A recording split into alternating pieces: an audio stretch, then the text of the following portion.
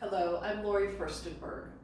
And as we're approaching the 2020 presidential election, and as we're weeding through the long list of candidates, I encourage you to stick with me for the next couple of minutes while I go through the candidates that have pledged not to accept big money, high dollar, PAC money, or lobbyist donations, yet have, and while I list the candidates that are currently courting some of the same financial institutions that led to our 2008 financial collapse.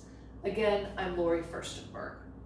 I serve as a partner in a small business that helps at-risk individuals. We serve seniors, disabled veterans, and special needs individuals. Additionally, last year I ran for Congress, Colorado's Congressional District 5. I find it unethical at best when a candidate signs or verbally pledges not to accept big money, high dollar, PAC money, and/or lobbyist donations, yet does.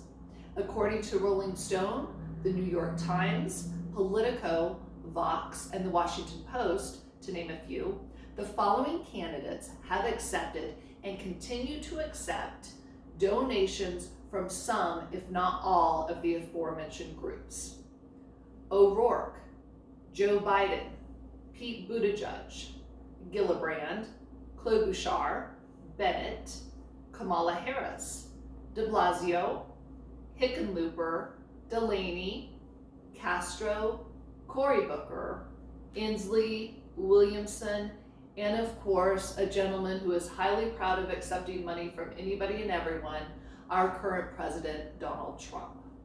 And to be clear, when a candidate accepts big money, high dollar donations, PAC money, and/or lobbyist funds, their votes are being bought. As soon as they take that money, they are expected to perform. They're expected to serve that donor and that donor's needs. And on that note, President Trump and previous Vice President Joe Biden are still courting Wall Street, along with newcomers Kamala Harris and Pete Buttigieg.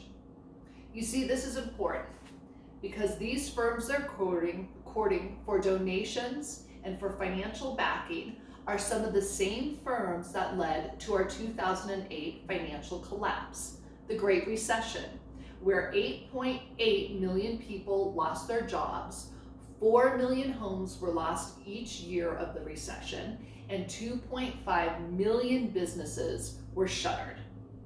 So to Trump, Biden, Kamala Harris, and Pete Buttigieg, shame on you. Shame on you for forgetting that part of history.